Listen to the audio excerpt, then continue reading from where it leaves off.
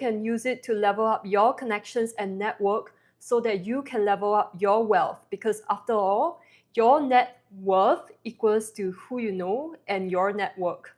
So if you haven't caught part 1 and part 2, check it out in the link below where I went through laws 1 to 30, and I'll be continuing where I left off. So I have actually said this before, that it's not the smartest or the richest people who get access to millionaires and billionaires. It's always the people who are the most discerning, the most people savvy, and the ones who understand the laws of power and know how to play it well.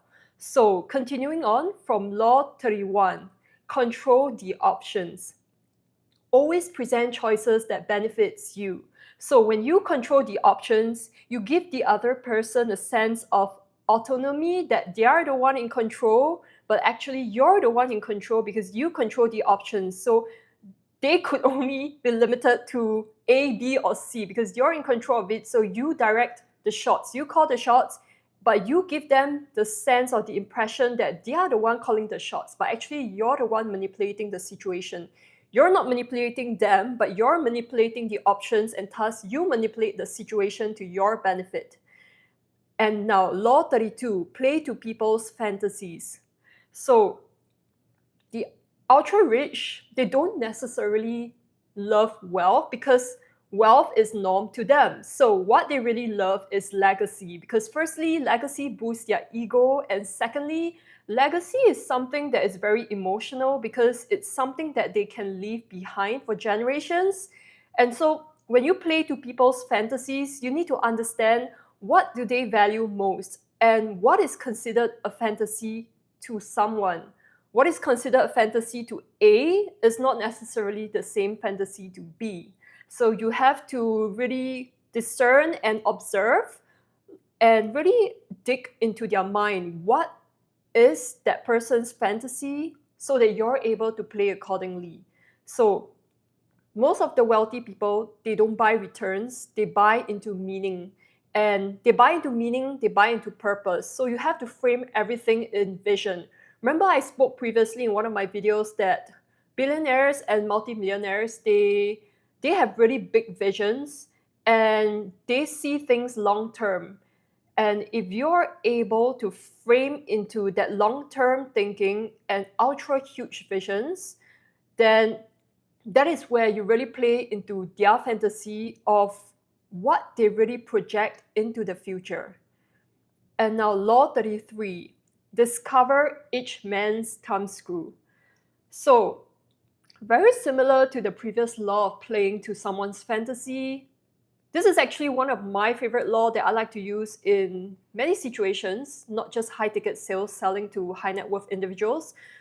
Discover each man's thumbscrew. So thumbscrew is something like it really moves that person's decisions and actions once you know what that person's thumbscrew is. So for example, that person's thumbscrew could be wealth, but it doesn't always have to be wealth. It could be a certain passion, it could be a purpose, it could be something that they value a lot and something that they spend most of the time working very hard for. So that is a means to an end. So what is the end? What is the end goal that they have? Because money is just a means to an end. So they work hard for money, but what is that money for? So when you know what the end goal is, that is what that person's thumbscrew is. So discover each man's or woman's thumbscrew. And some people want recognition, some people want legacy, some people want control. But do you know that actually power is emotional?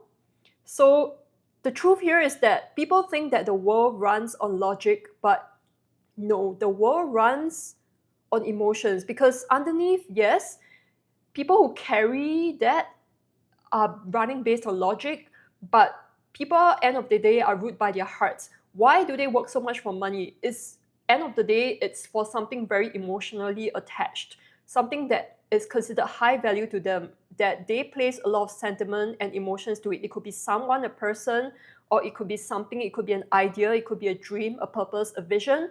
And so you have to look at what does that person spend most of their time on, and that is just a means to an end. So what is the end thumbscrew for them that they value highly? And once you know that thumbscrew, it's actually very easy to get what you want, because you could say that that thumbscrew is something that you could kind of like, you could move them with their decisions and their actions just by turning that thumbscrew. You know, the thumbscrew is something that you turn. So once you figure out that thumbscrew, everything that you want to sell or everything that you want to connect with, you just turn that thumbscrew, and you can just easily get what you want. You can easily connect with them, and you can easily gain trust just from their thumbscrew.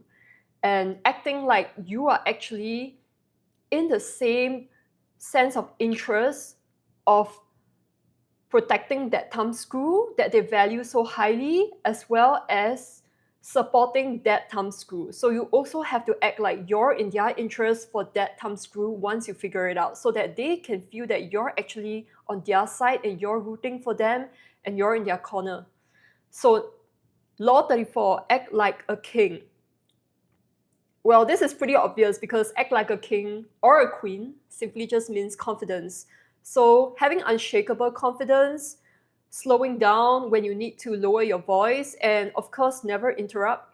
I've seen some people that are really dominant, and in a conversation, they always interrupt because they want to show that they are right, or their ideas are better, or they just want to talk over someone.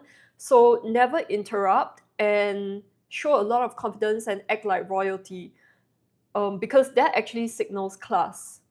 So yeah, I'll probably do a video on this law, acting like a king or a queen, which means having unshakable confidence, because your lifestyle actually equates to your confidence. So I'll say it again.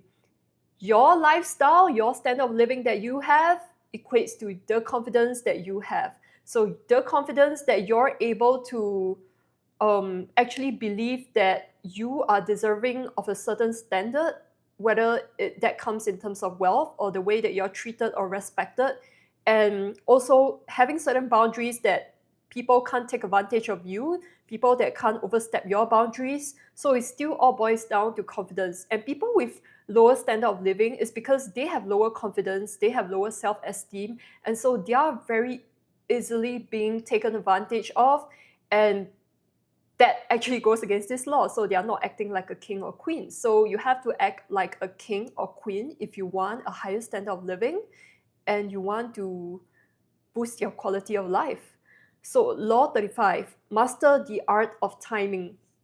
Speak when silence breaks. So I spoke about not interrupting someone, and mastering the art of timing not only goes for conversations where you give what I call the conversation generosity of letting someone talk a lot about themselves and you being a listener, and then they kind of build rapport with you and think that you're the best conversationalist ever because you just let them talk about their passions and you pepper in on that, having a wide range of knowledge to be able to connect with someone on any subject.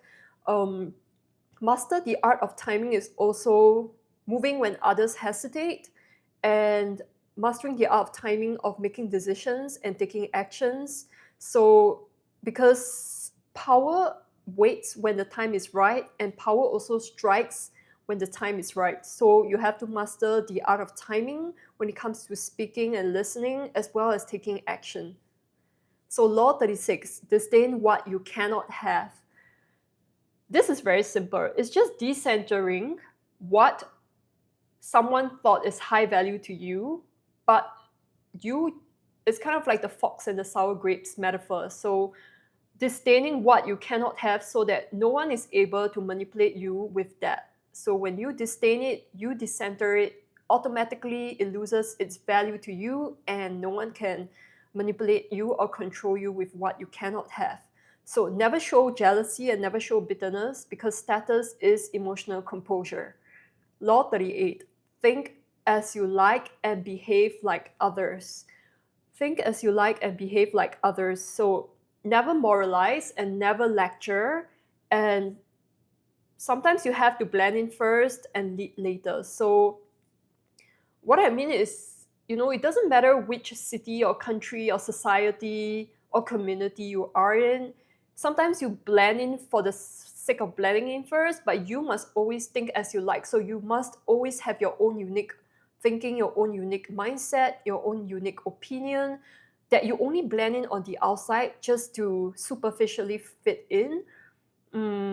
But inside, you actually have your own agenda, your own plans that doesn't necessarily conform to society. So this is how you actually gain power, because that means that you don't conform to the status quo, and you are able to have your own stand, have your own thinking, so that you're not actually brainwashed by the conditioning of society for the masses, and you're able to play that to your advantage.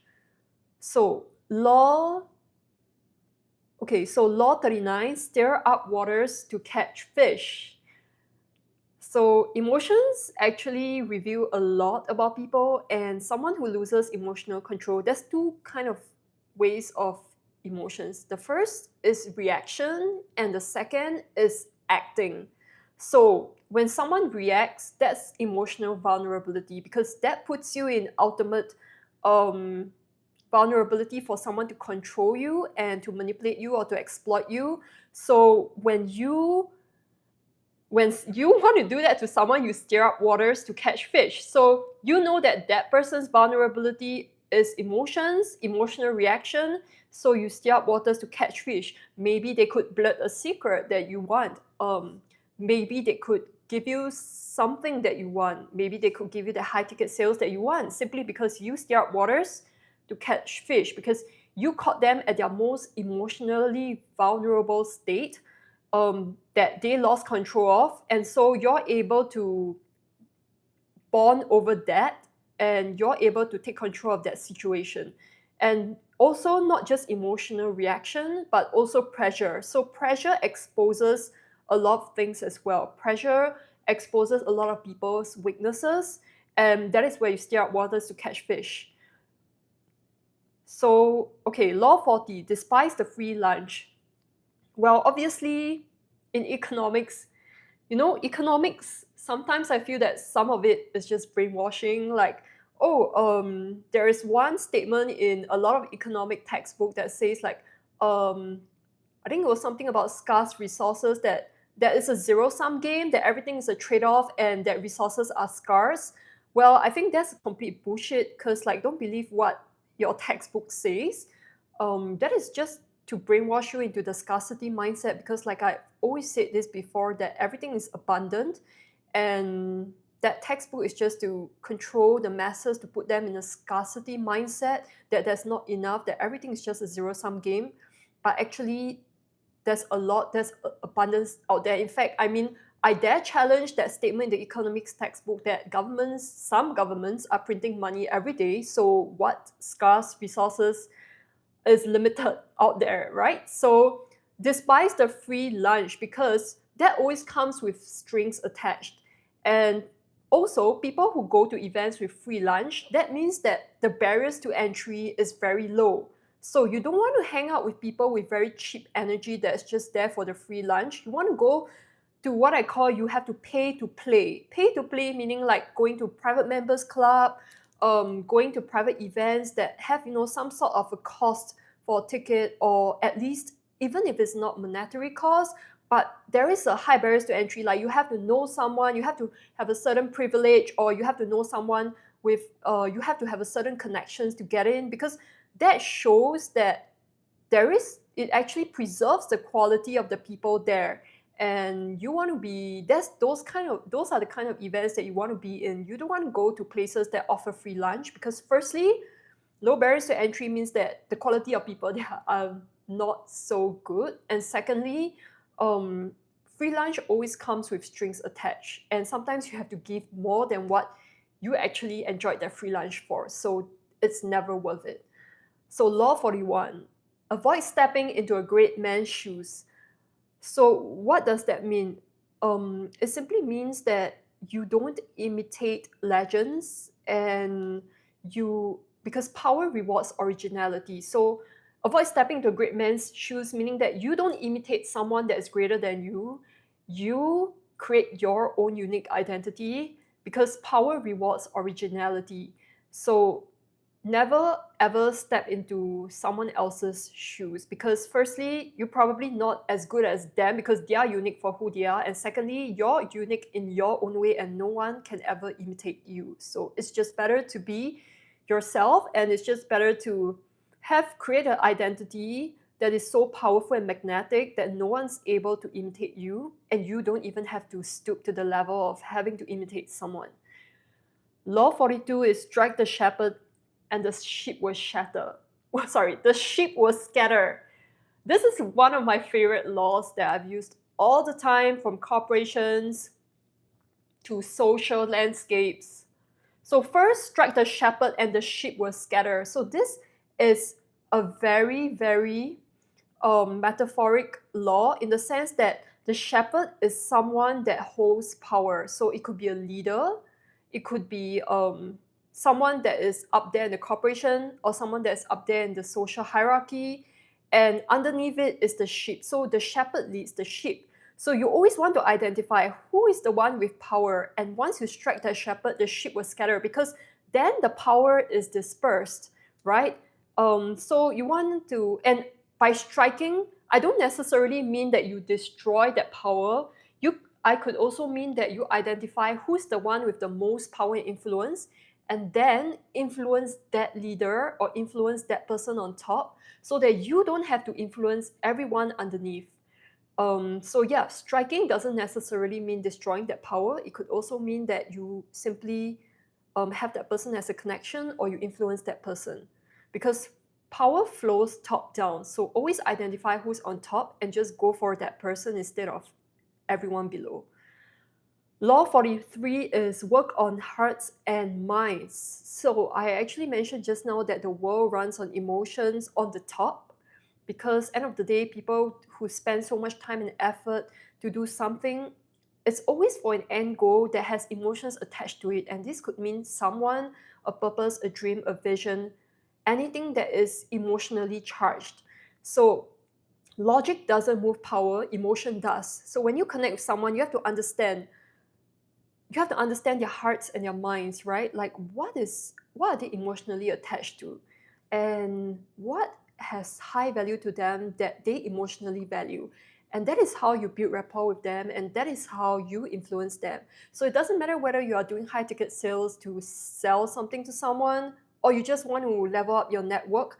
But when you really work on the hearts and minds of each individual, each high net worth individual, then you could be really influential and powerful because you know their emotions and you know how their hearts and minds work. Because people remember how you made them feel. They don't remember what you say logically, even if you say things that don't make sense. They don't necessarily remember what you do as well in terms of actions, but they do remember how you make them feel. So I'm going to give a very simple example. You can do a very grandiose action, like, say you buy like a $2,000 gift to someone that already has a lot of handbags, and you just buy another handbag, and that's just a drop in the ocean, and probably that person doesn't feel anything at all. But say you know how that person's heart and mind value, for example, a home cooked meal much more than multiple handbags, because she already has a lot of it. So that might really move the heart and mind of a person. And you see a grandiose action like doesn't really move like the person's hearts and mind, right? But then like a small action that you think that is not worth a lot to you could actually mean a lot to someone. So that's why it's so important to work on the hearts and minds of someone else, because what you value is not necessarily what that person value, and vice versa. So law 44, disarm with the mirror effect. So people trust what feels familiar, and disarm with the mirror effect is simply mirroring, right? That's how you build rapport, by mirroring someone, not just superficially, like, oh, you like to dress this style, so when I meet you, I'm just going to kind of like mirror your style. No, it's not just that. It's also the language, like the metaphoric language that they speak. I don't mean like literally, like, hey, if you speak German, I have to speak German as well. But in terms of the language that they speak, whether they like to simplify things or whether they are extremely sophisticated, what kind of person are they? Are they very down to earth? Are they very cultured? Are they very sporty? So you mirror that language, right? And also because mirroring creates psychological safety, so they feel safe enough to trust you because they feel that you understand them, and similarity builds influence. So law 45 is preach change but never reform too much at once. So what does this mean?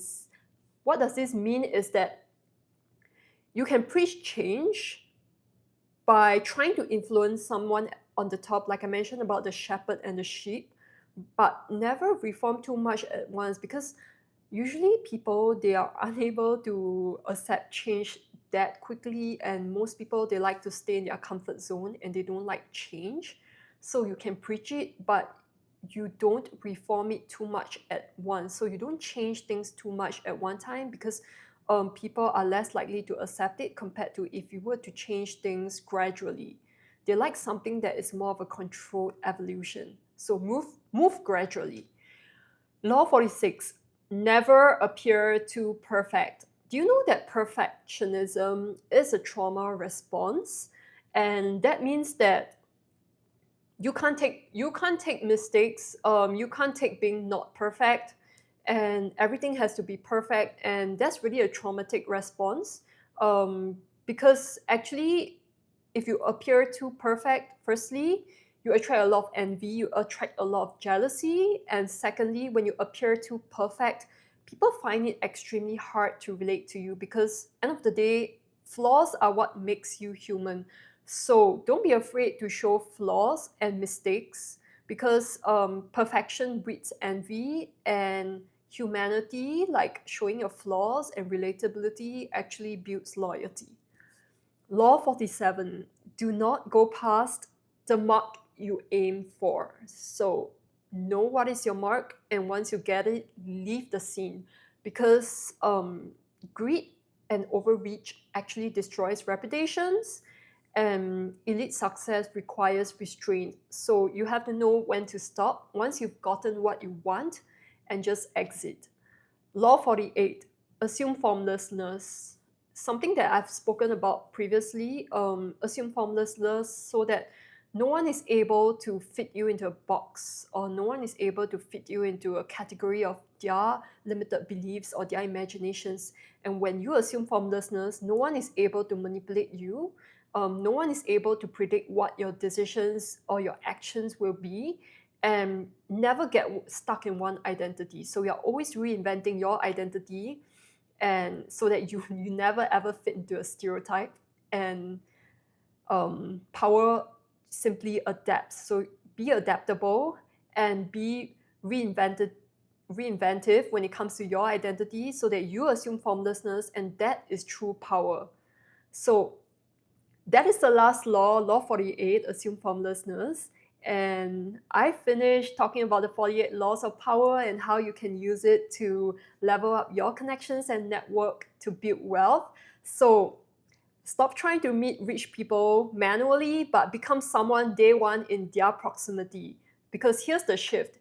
Ultra rich people, they are not searching for friends necessarily. They are selecting based on discretion, value, leverage, and emotional stability and class. So that is the abundance psychology, and that is the access psychology. So now that you have the literacy of power, if you want to enter elite rooms and build your connections for more wealth, you don't need more hustle. You just need to understand power and have the identity that matches that. So that's why I created Elevating Circles, where you can actually check it out in the link down below. And I know that some of you have asked me in the comments, and you have also DM'd me on my LinkedIn about one-to-one sessions, one-to-one mentorship or consulting sessions. So you can check it out in the link below, and you can consult me on anything that I've spoke about. So it doesn't matter whether I think someone on LinkedIn actually asked me about coaching him on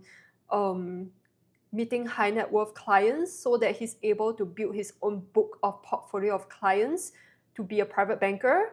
So yeah, that's something that I'm happy to coach on. And also you can pretty much ask me anything that's related to people, high net worth people, on the social landscape, anything that's related to culture, landscape, anything that's related to energy as well. Like, so I do both the masculine and the feminine side, masculine being the strategy and the hard skills, and the feminine energy being on mindset as well as energy in order to quantum leap your physical reality. So you can also consult me on that. And yep, that's all for today. Thank you so much for joining me, and I'll see you in the next one.